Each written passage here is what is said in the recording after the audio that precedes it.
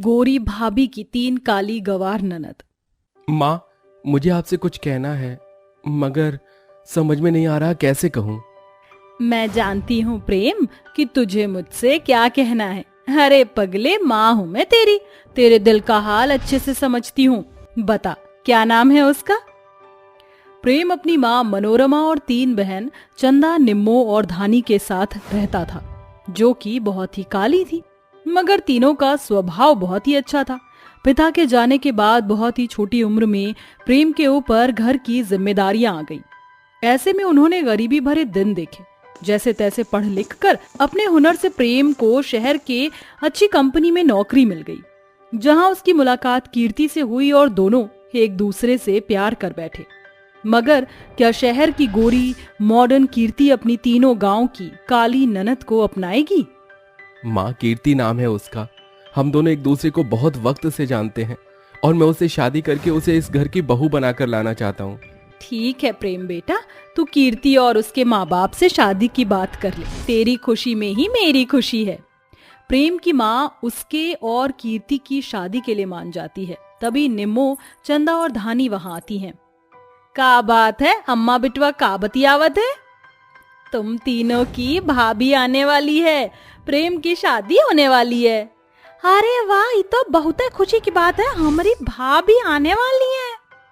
अब कुछ दिनों में शादी की तैयारी शुरू हो जाती है और शहर में रहने वाली कीर्ति शादी करके रामपुर के छोटे से गांव में आ जाती है, जहां उसकी तीनों काली गवार ननद नाचते गाते और ढोलक बजाते हुए उसका स्वागत करती हैं।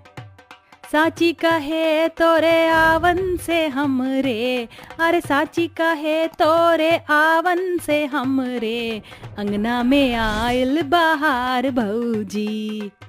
ओह गॉड, मेरी ये तीनों ननद कितनी गवार हैं। इन्हें तो डांस का एक स्टेप भी सही से नहीं आता, कैसे बंदरिया की तरह उछल कूद मचा रही हैं। अरे बस भी करो तुम तीनों, अपनी भाभी को घर में भी आने दो। तनिक ठहरो बड़े भैया, ए कैमरामैन जल्दी फोकस करो। हाँ, और हम तीनों की हमारी गोरी सुंदर भाभी के साथ फोटो ले लो। अपनी तीनों काली ननद को खुद से चिपकता देखकर कीर्ति चिढ़कर घमंड से कहती है, दूर हटो मुझसे, इतना चिपक क्यों रही हो? इनफ, मुझे कोई फोटो नहीं खिंचवाना। प्रेम, लेट्स गो, मैं थक गई हूँ। ससुराल में आने के साथ ही कीर्ति का अपनी ननद के लिए ऐसा बर्ताव देखकर तीनों काली ननद की आंखें भी नम हो जाती हैं। प्रेम बेटा, बहू को कमरे में ले जा। चलो कीर्ति। इसके बाद कुछ मजदूर कीर्ति के दहेज का सामान अंदर रखकर चले जाते हैं। वहीं शादी के पहले दिन ही कीर्ति देर तक अपने कमरे में सो रही होती है। चंदा, धानी, लगता है भाभी बहुत थक गई थी, चलो हम तीनों ननदी चाय नाश्ता बनाकर भाभी के कमरे में ले चलते हैं। ठीक बा निम्मो, तो फिर हम झटपट से आटा सान लेते, तब तक तुम तरकारी काट लो। तीनों काली ननद किचन में से नाश्ता बनाकर कीर्ति के कमरे में ले आती हैं। गुड मॉर्निंग भाभी, देखो हम तीनों आपके लिए गर्मा गर्म नाश्ता बनाकर लाए हैं। हद होती है गवारपंती की, तुम तीनों को इतनी सी भी अकल नहीं है कि एक शादीशुदा के कमरे में बिना नॉक किए नहीं जाना चाहिए? या फिर शक्ल के साथ साथ तुम तीनों काली कलूटी बैंगन लूटी नंद के दिमाग के अंदर भी कालिक जम गया है? अपनी गोरी घमंडी भाभी से ऐसी बेइज्जती भरी बातें सुनकर बेचारी तीनों ननद की आंखें नम हो जाती हैं। इतने में प्रेम, जो कि सो रहा होता है, उठ जाता है। क्या हुआ कीर्ति, तुम बेचारी मेरी बहनों को इस तरह से सुबह सुबह क्यों डांट रही हो? इनकी गलती थी इसलिए डांट रही हूँ। समझाओ अपनी जाहिल गवार बहनों को, आगे से इस तरह से मेरे कमरे में घुसपैठिए की तरह ना घुसें। हम तीनों को माफ कर दो भाभी, हम आगे से ध्यान रखेंगे। ये बोलकर वो आंखों में आंसू लिए कमरे से चली जाती है। प्रेम के दफ्तर जाने के बाद वह अपनी ननद के पास आकर कहती है, आज सुबह तो मैंने तुम तीनों काली कलूटी बैंगन लूटी गवारों को तुम्हारे भाई की वजह से छोड़ दिया, बट यू नो व्हाट, मैं शहर की मॉडर्न माहौल में रही हुई हूँ, इसलिए मुझसे कोई भी उम्मीद मत रखना कि मैं इस घर की बहू हूँ इसलिए गंदे बर्तन घिसूंगी या तुम तीनों की फरमाइश का खाना बनाऊंगी। ये सब तुम करोगी, वरना मैं तुम्हारे भाई को तुम तीनों से दूर कर दूंगी, क्योंकि कीर्ति को कुछ भी टुकड़ों में पसंद नहीं है। अंडरस्टैंड? You better understand. अपनी गोरी घमंडी भाभी की ये धमकी सुनकर उसकी ननद की आंखों में आंसू भर आते हैं। नहीं नहीं भाभी, हम तीनों आपके आगे हाथ जोड़ के विनती करत हैं, अब भैया को ई घर से दूर मत करना, वरना हमारी अम्मा जी ना रह पई हैं, हम सब कर देंगे। इस तरह से कीर्ति अपनी तीनों गवार ननद की शराफत का खूब फायदा उठाती है और हर एक बात फोन पर अपनी माँ को बताती है। हे मम्मी, कैसी हो तुम? आई एम गुड डार्लिंग, तुम कैसी हो? और तुम्हारी वो तीनों ब्लैकी टैकी गवार ननद क्या कर रही हैं? एक बर्तन घिस रही है मम्मी और एक पोछा लगा रही है। आई मिस्ड यू मम्मी, मैं आज आपसे मिलने आ रही हूँ। थोड़ी देर में कीर्ति अपनी ननद को अपने कमरे में बुलाती है। चंदा, धानी, निम्मो, मेरे कमरे में आओ। आवाज सुनकर तीनों ननद सारे काम छोड़ छाड़ कर आती हैं। तभी निम्मो कहती है, अरे चंदा, धानी, याद है ना वो दिन हम तीनों जब कमरे में बिना पूछे घुस गए थे तो भाभी हम पर कैसे बम के जैसी फटी थी। हमारे पास एक तो तरकीब है, चलो आज हम भी गोरे अंग्रेजों के जैसे अंग्रेजी माँ बोलते हैं। हाँ चलो। एक्सक्यूज मी बिगड़ी डियर, मे आई अंदर ढुकिंग भाभी जी? ये बोलकर तीनों अंदर आ जाती हैं। तभी कीर्ति उन पर हंसते हुए उनकी खूब बेइज्जती करती है। क्या अंग्रेजी चाहती है तुमने मेरी काली गवार ननद? इससे एक बात तो साफ हो गई है कि तुम्हारे लिए अकल बड़ी नहीं बल्कि बहस बड़ी है। अपनी भाभी को हंसते देखकर वो तीनों भी एक दूसरे को देखते हुए हंसने लगती हैं। तभी गोरी घमंडी कीर्ति गुस्से में गंदे कपड़े उनके मुंह पर फेंकते हुए कहती है, औ शराब जाहिल गवार कहीं की, मैं मेरी मम्मी के घर जा रही हूँ। मेरे आने से पहले मेरा पूरा कमरा साफ होना चाहिए और ये गंदे कपड़े वॉशिंग मशीन में धो देना, और हाँ, मेरे लिए पिज्जा बना कर रखना। ये कहकर कीर्ति चली जाती है। तभी उसकी तीनों काली ननद की नजर उसके ड्रेसिंग टेबल पर रखे मेकअप पर जाती है, जिससे वह छेड़ने लगती है। अरे धानी, निम्मो, ये भाभी डब्बा माँ चूना और सफेदी भर के काहे रखी है? अरे बुर्बक, ये चूना सफेदी नहीं बल्कि मेकअप है। इसी माँ तो भाभी दिन भर लिपा पोती माँ लगी रहती और एकदम गोरी मेम लागत है। चलो हम भी लगाते हैं। अब पहले काम खत्म कर लेते फिर लिपा पोती करेंगे। निम्मो किचन में जाकर पिज्जा की जगह मोटी रोटी बना देती है। वहीं धानी और चंदा कपड़े धोने की मशीन लगाती है और एक बार में सारे कपड़े भर देती हैं, जिससे ओवरलोड होके मशीन में ब्लास्ट हो जाता है। अरे दादा, ये कैसा आवाज था? अरे हम जब थापी से पीछे कपड़े धोते तो आवाज आती है ना, जरूर वॉशिंग मशीन में भी कपड़ों की धुलाई हो रही है। फिर तीनों अपने चेहरे पर मेकअप लगाने लगती हैं और सारा कमरा गंदा कर देती हैं। इतने में कीर्ति वापस आ जाती है और उन्हें अपने कमरे में देखकर गुस्से में खींचकर थप्पड़ मार देती है। तुम तीनों काली कलूटी की हिम्मत कैसे हुई मेरा महंगा मेकअप लगाने की? तुम चाहे जो भी कर लो, काली और बदसूरत ही लगोगी, और मेरा मेकअप लगाकर तुम हूर की परी नहीं लगोगी, गंवार की गंवारी रहोगी। निकलो मेरे कमरे से, मैं कहती हूँ निकलो। भाभी, हमारी बात तो सुनिए, गलती हो गई भाभी, बेटी भेरी सारी। कीर्ति उनकी एक भी नहीं सुनती और अपने कमरे से धक्का दे देती है। तभी प्रेम आ जाता है। कीर्ति, क्या है ये सब? तुम्हारी हिम्मत कैसे हुई मेरी बहनों को इस तरह से धक्का देने की? शुक्र मनाओ, मैंने इन जाहिल काली कलूटी को सिर्फ अपने कमरे से निकाला है। मेरा बस चले तो मैं इनकी जान ले लूं। इन जैसी बदसूरत इस दुनिया में रहकर भी क्या करेंगी? इनसे कोई भी शादी तो करेगा नहीं, बोझ है ये धरती का। ये सुनकर प्रेम कीर्ति को थप्पड़ मार देता है। बस कीर्ति, मेरी बहनें मेरे लिए लाखों में एक हैं। अब मुझे तुम्हारी जरूरत नहीं, चली जाओ मेरे घर से, हमारा रिश्ता खत्म। नहीं नहीं भैया, हम तीनों के लिए आप भाभी से रिश्ता मत तोड़ो।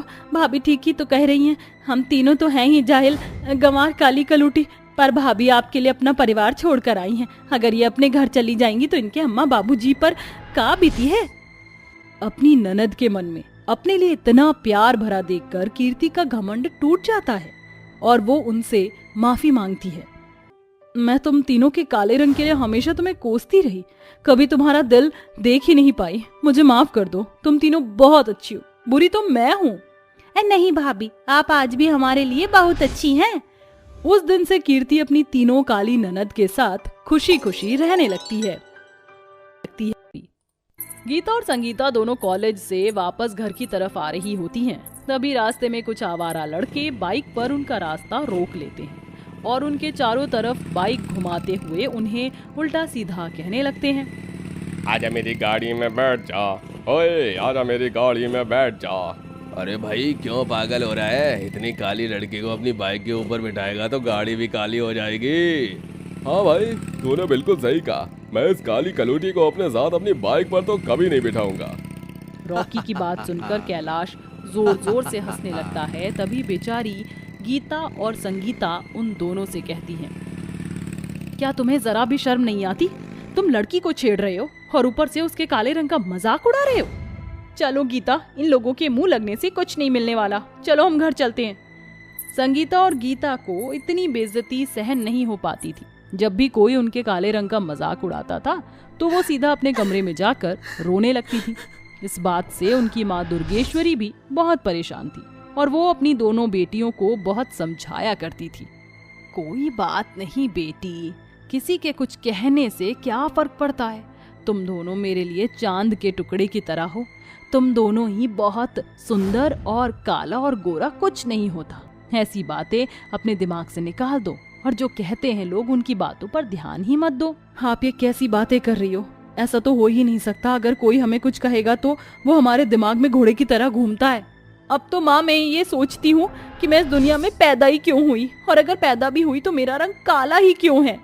इससे अच्छा तो भगवान मुझे इस दुनिया में पैदा ही ना करता तो ही सही था। पागलों जैसी बातें मत करो, ऐसा करने की सोचना भी मत। दुर्गेश्वरी ऐसा कहकर वहां से चली जाती है और रसोई में जाकर काम करने लगती है। तभी दुर्गेश्वरी का पति प्रमोद उसे आवाज लगाने लगता है, अरे भाग्यवान, कहाँ पर हो? जल्दी यहाँ पर आओ।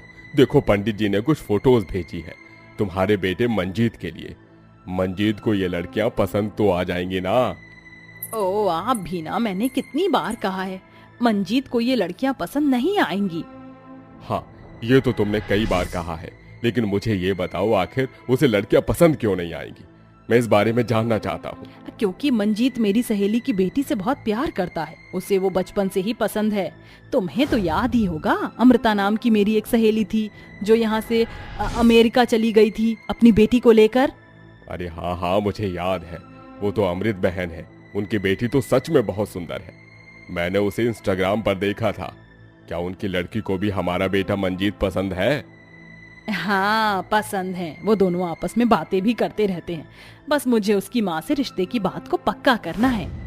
दुर्गेश्वरी और उसके पति महेश की दोनों काली बेटियां उनकी सारी बातें सुन लेती हैं, जिसके बाद वो दोनों अपने माता पिता से कहती हैं, आप उस सफेद चुड़ैल से मेरे भाई की शादी करवाना चाहती हो? नहीं, ऐसा नहीं हो सकता। आप उससे मेरे भाई की शादी नहीं करवाओगी। पता है ना वो कितनी घमंडी है। उसका घमंड सब लोग जानते हैं। बचपन में वो हमें अपने साथ खेलने तक नहीं देती थी और आप हमारे भाई की शादी उसी से करवा रहे हो। शादी के बाद वो हमें कितना कुछ बोलेगी, जरा सोचो इसके बारे में। अरे हर कोई एक जैसा नहीं होता है। तुम बेकार में ज्यादा मत सोचो। तुम्हारा भाई भी उसे बहुत पसंद करता है। अब मैं रिश्ते की बात करने जा रही हूँ और मैं किसी की अब कोई बात नहीं सुनूंगी। दुर्गेश्वरी ऐसा कहने के बाद फौरन अपनी सहेली को कॉल करती है और उससे अपने बेटे के रिश्ते की बात पक्की कर देती है, जिसके बाद दोनों परिवारों में शादी की रस्में शुरू हो जाती हैं और बहुत जल्द वो दिन आ जाता है जिस दिन दुर्गेश्वरी का बेटा मंजीत मलाइका से शादी करके उसे घर ले आता है। चलो मलाइका, अंदर चलो, तुम्हारा इस घर में स्वागत है।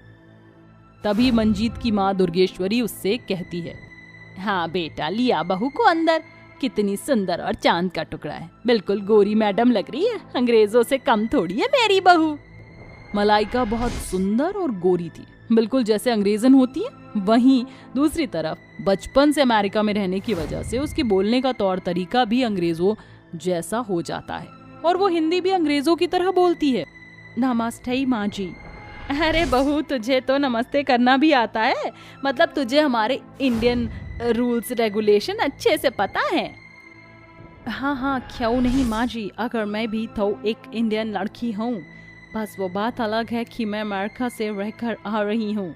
उसके बोलने के बर्ताव से गीता और संगीता को और भी ज्यादा चिढ़ मचने लगती है, जिसके बाद वो दोनों आपस में बातें करने लगते हैं।